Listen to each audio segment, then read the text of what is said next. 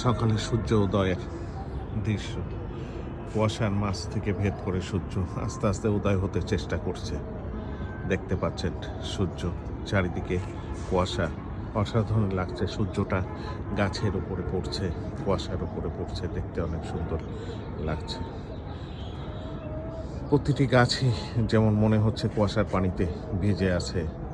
পাখিগুলি দাঁড়িয়ে আছে, দেখতে পাচ্ছেন পাখি কণ্ঠে আওয়াজ তুলছে এবং অসাধারণ এই দৃশ্য।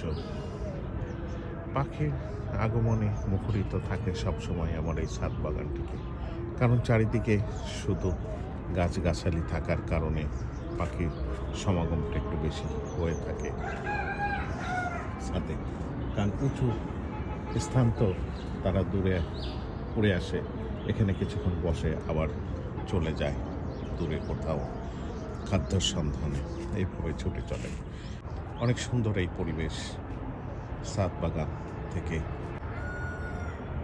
বিভিন্ন প্রজাতির গাছ সমাগম দেখতে পাচ্ছেন।